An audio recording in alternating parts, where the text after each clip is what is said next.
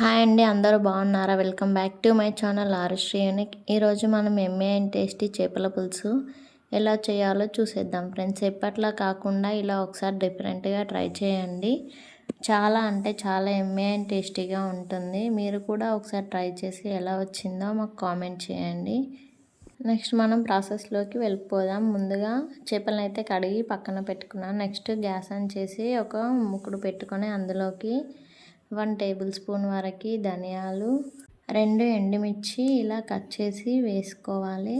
అలాగే 5 నుంచి 6 వెల్లుల్లి రెబ్బలు కూడా తొక్కు తీసుకొని ఇలా వేసుకోవాలి. వీటన్నింటినీ అంతా పర్ఫెక్ట్గా కలిసేలాగా, అంతా పర్ఫెక్ట్గా వేగేలాగా వేయించుకోవాలి.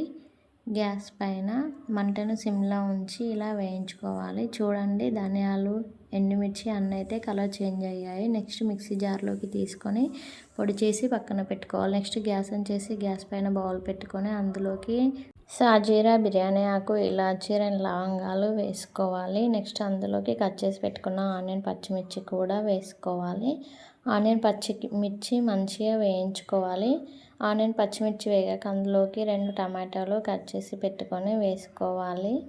ఇలా ఆనియన్, టమాటో, పచ్చిమిర్చి అన్నీ మంచిగా మగ్గించుకోవాలి. ఇలా మగ్గిన తర్వాత ఇందులోకి 1½ టేబుల్ స్పూన్ వరకు అల్లం వెల్లుల్లి పేస్ట్ వేసుకొని పచ్చివాసన పోయే వరకు వేయించుకోవాలి.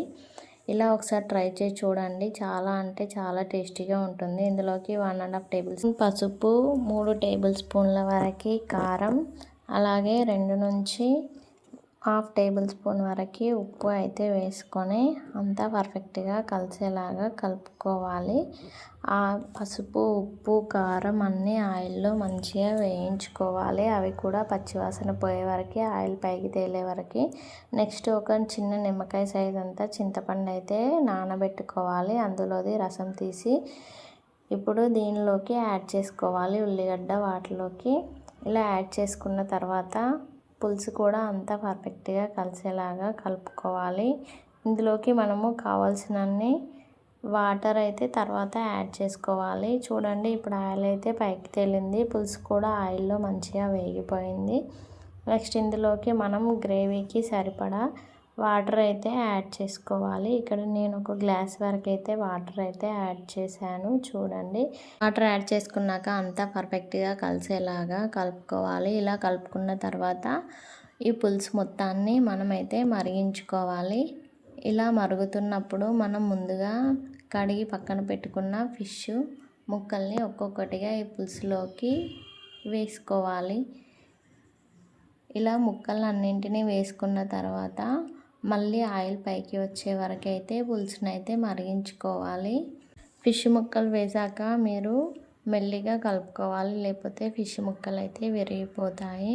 ఇలా అన్ని ముక్కల్ని ఒకదాని తర్వాత ఒకటి పులుసులోకి వేసుకొని మళ్ళీ మరిగించుకోవాలి. మళ్ళీ ఆయిల్ పైకి వచ్చే వరకు మరిగించుకుంటే ఎమ్మే అండ్ టేస్టీ చేపల పులుసు అయితే రెడీ అయిపోతుంది. మనం ముందుగా దంచి పెట్టుకున్న మసాలా లాస్ట్లో యాడ్ చేసుకోవాలి. అలాగే కొత్తిమీర కూడా యాడ్ చేసుకుంటే ఎమ్మే అండ్ టేస్టీ చేపల పులుసు అయితే రెడీ అయిపోయింది. చాలా అంటే చాలా టేస్టీగా ఉంటుంది.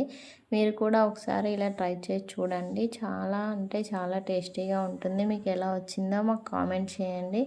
మా వీడియోస్ మీకు నచ్చుతున్నట్లయితే లైక్ చేయండి, షేర్ చేయండి, కామెంట్ చేయండి. సబ్స్క్రైబ్ చేసుకోవడం మాత్రం మర్చిపోవద్దు. Please keep supporting. చూడండి, ఇక్కడ ఫిష్ ముక్కలు అయితే పర్ఫెక్ట్గా ఉడికిపోయాయి. మనం మసాలా అప్పటికప్పుడు చేసుకున్నాం కాబట్టి ఫ్రెష్గా టేస్ట్ కూడా చాలా అంటే చాలా బాగుంటుంది. చూడండి, ఇక్కడ ఫిష్ ముక్క గరిటెతో తీసి చూపిస్తున్నాను ఎంత మంచిగా ఉడికిందో. అంతే టేస్టీగా కూడా ఉంటుంది. Thanks for watching. బాయ్. మళ్ళీ ఇంకొక మంచి వీడియోలో కలుద్దాం. బాయ్ మరి.